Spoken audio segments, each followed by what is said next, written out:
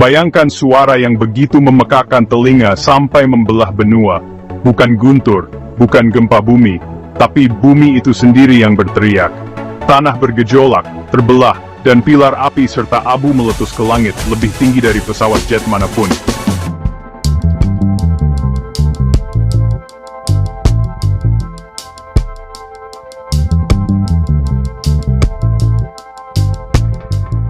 Ini bukan fiksi. Ini adalah kenangan yang terukir di batu, hari ketika umat manusia hampir musnah. Langit gelap dalam hitungan menit saat awan panas melesat keluar, membakar segalanya sejauh ratusan kilometer. Aliran piroklastik, longsoran gas dan batuan, bergerak lebih cepat dari hewan manapun, menghapus semua kehidupan di jalurnya. Bagi mereka yang berada di dekatnya, tidak ada jalan keluar. Udara itu sendiri menjadi mematikan. Lebih jauh, dunia berubah, sinar matahari meredup, dan abu yang mencekik berjatuhan, menyelimuti daratan. Abu ini terbawa oleh angin global, mengubah siang menjadi senja yang bertahan selama berbulan-bulan, bahkan bertahun-tahun. Musim dingin vulkanik dimulai. Abu dan belerang menyelimuti planet, memantulkan sinar matahari, menjatuhkan suhu. Musim panas tidak pernah datang. Lapisan es tumbuh, tanaman layu, dan hewan kelaparan. Rantai makanan runtuh, kekacauan menyebar dari serangga hingga mamalia. Bagi manusia purba, bertahan hidup menjadi perjuangan harian yang putus asa. Dunia seperti yang mereka kenal telah tiada, digantikan oleh perjuangan yang dingin dan gelap untuk eksistensi. Ini adalah kekuatan tertinggi alam, dan umat manusia berada di ambang hancuran. Kita suka berpikir kita mengendalikan alam, memprediksi badai, membangun kota, memanfaatkan energi. Tapi beberapa kekuatan berada di luar kita, super vulkan, yang diam selama ribuan tahun, membangun tekanan jauh di bawah. Ini bukan gunung berapi biasa. Ini adalah kaldera besar yang tersembunyi, bekas luka dari letusan yang mengubah kehidupan di bumi. Kita tidak bisa menghentikan letusan super. Tidak ada teknologi yang bisa mengurangi tekanan itu, atau melindungi kita dari dampaknya. Ketika supervulkan meletus, umat manusia tidak berdaya, berubah menjadi penonton yang tidak berdaya. Peradaban kita, dengan segala kompleksitasnya, rapuh di hadapan kekuatan geologis yang begitu mentah. Ini adalah kebenaran yang merendahkan, yang mengganggu. Ancaman terbesar bumi adalah yang tidak bisa kita kendalikan. Untuk memahami kekuatan supervulkan, lupakan apa yang kamu tahu tentang letusan. Gunung St. Helens sangat besar, tapi dalam istilah vulkanik, itu seperti petasan. Gunung Pinatubo jauh lebih besar, mendinginkan planet ini setengah derajat selama setahun. Tapi letusan super, yang diklasifikasikan sebagai ilapam, mengeluarkan lebih dari 1000 km kubik material. Itu 100 kali lebih banyak dari Pinatubo, cukup untuk mengubur sebuah negara sedalam beberapa meter. Efeknya tidak bersifat lokal, mereka bersifat global. Abu dan belerang memenuhi stratosfer, menghalangi sinar matahari selama bertahun-tahun. Suhu bisa turun 5 hingga 10 derajat, memicu musim dingin vulkanik. Tanaman gagal panen, ekosistem runtuh, dan planet memasuki zaman es baru. Kehidupan di mana-mana terancam, tidak hanya di dekat ledakan. Ini adalah kehancuran dalam skala planet. Bahaya sebenarnya bukanlah letusan itu sendiri, tetapi dunia yang ditinggalkannya. 74.000 tahun lalu, supervulkan Toba di Sumatera meletus, yang terbesar dalam 2 juta tahun. Ini melepaskan hampir 3.000 kali material gunung St. Helens, mengirimkan abu setinggi 40 km. Aliran piroklastik membakar 20.000 km persegi. Ledakan itu bergema di seluruh planet. Abu menyebar ke seluruh dunia, ditemukan dari India hingga Greenland, mengubah siang menjadi senja yang redup dan mencekik. Letusan itu meninggalkan kaldera sepanjang 100 km, sekarang Danau Toba. Tapi keindahannya menyembunyikan masa lalu yang penuh kekerasan. Musim dingin vulkanik yang berlangsung 1 dekade, diikuti oleh 1000 tahun dingin. Ekosistem runtuh, dan kehidupan di mana-mana terdorong ke ambang batas.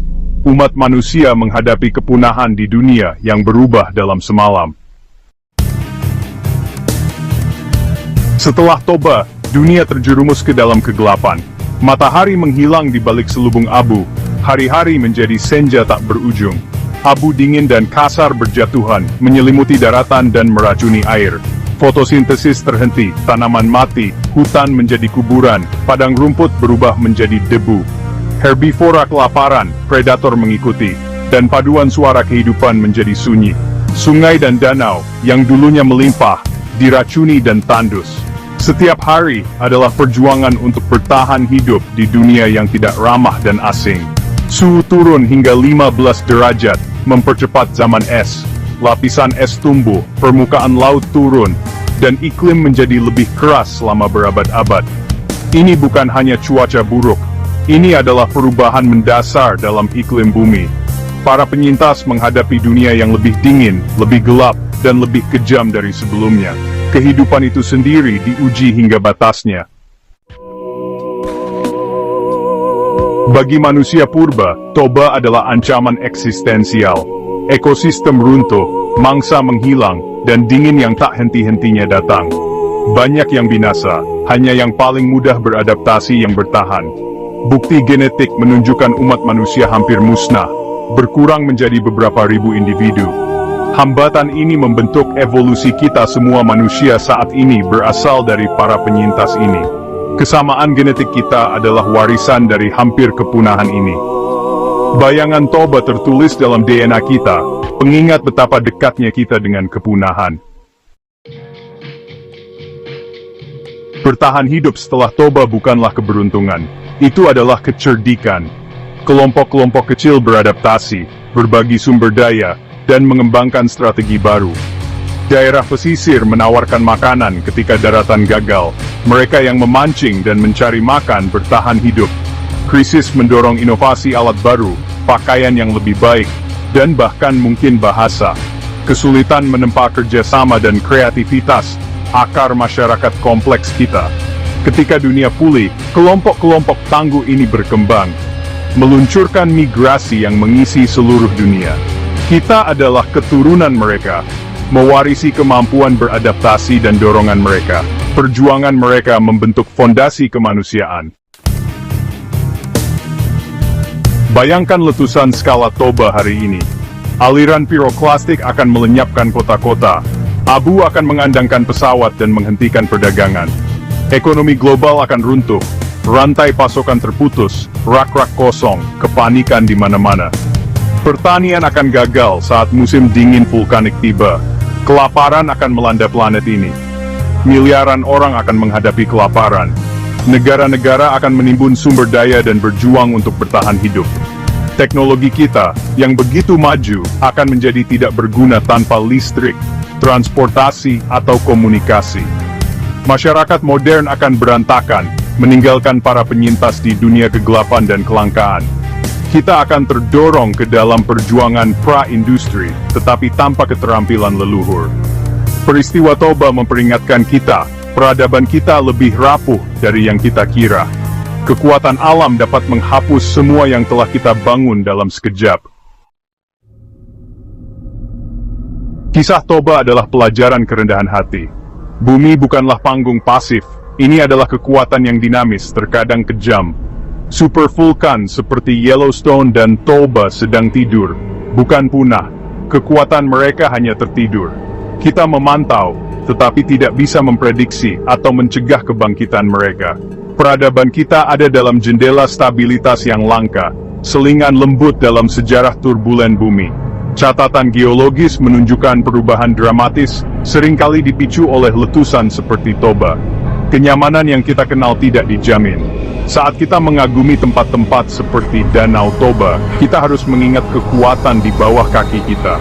Bumi memberi kehidupan, tetapi dapat mengambilnya dalam skala planet. Keberadaan kita yang berkelanjutan bergantung pada tidur nyenyak para raksasa.